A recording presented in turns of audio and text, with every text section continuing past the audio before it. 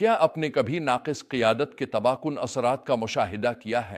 شاید اپنے کسی کاروبار کو ایک بدعنوان سی ای او کے تحت بکھرتے دیکھا ہو، یا کسی کمیونٹی کو ایک غیر اخلاقی سیاستدان کے زیر اثر تکلیف اٹھاتے دیکھا ہو۔ آج ہم ایک ایسی کہانی میں غوطہ لگائیں گے جو بدکردار قیادت کے نتائج کو واضح طور پر پیش کرتی ہے۔ ہم ابیمت، جو جدعون کا بھتیجا تھا، کی المناک داستان کا جائزہ لیں گے اور خدائی قیادت کی اہمیت کے بارے میں اہم اسباق سیکھیں گے۔ آج کا ہمارا بنیادی پیغام یہ ہے: اچھی روحانی قیادت کی غیر موجودگی انتشار اور تباہی کا سبب بن سکتی ہے، جبکہ بدعنوان قیادت خدا کے لوگوں کے لیے بربادی لے کر آتی ہے۔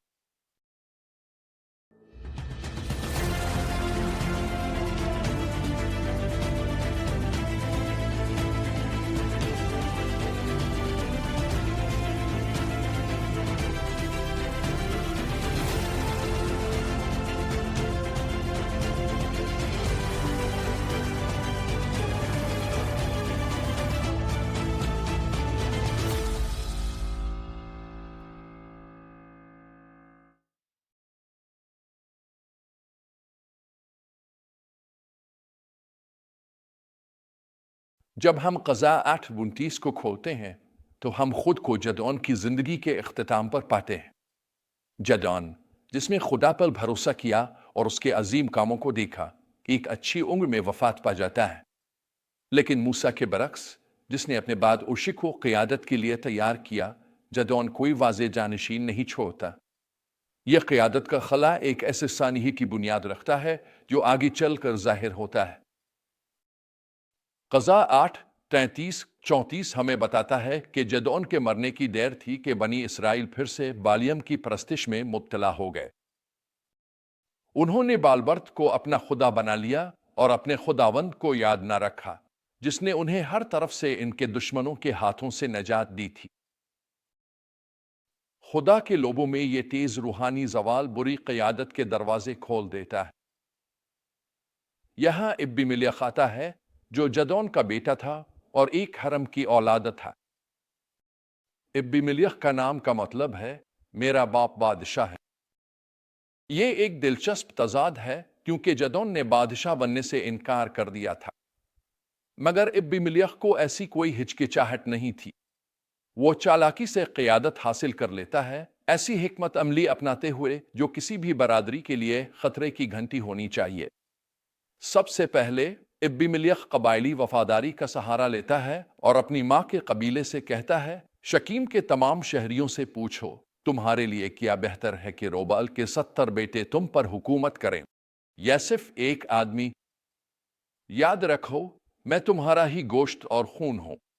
قضا 9:2۔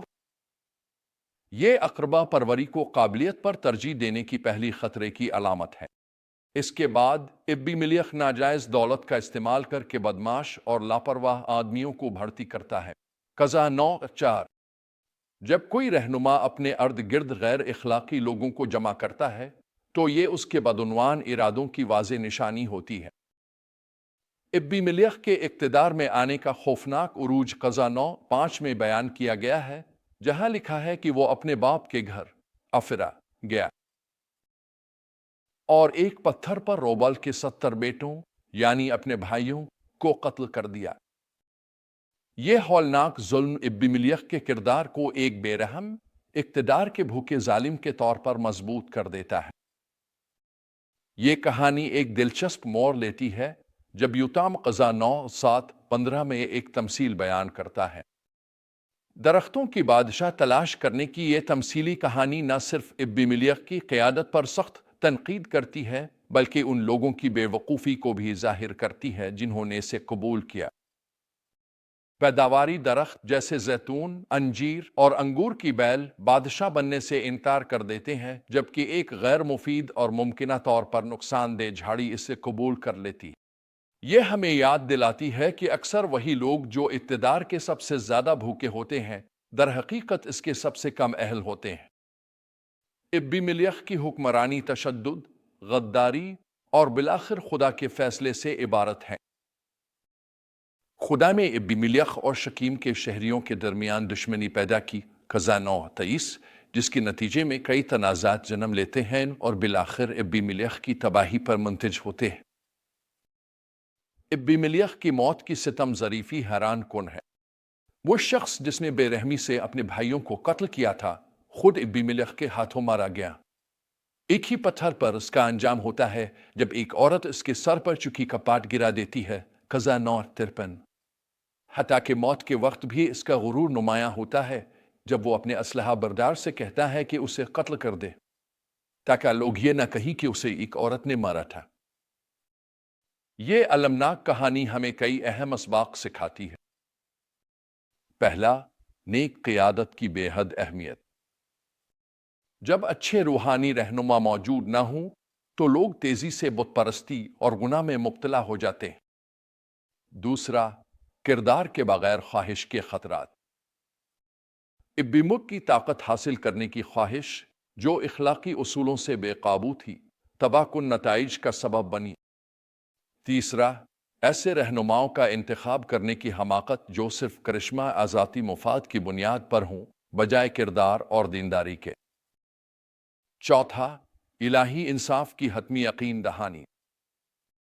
اگرچہ ابی ملیخ کچھ وقت کے لیے کامیاب نظر آیا لیکن آخرکار خدا نے اس پر اور اس کے حامیوں پر اپنا فیصلہ نازل کیا۔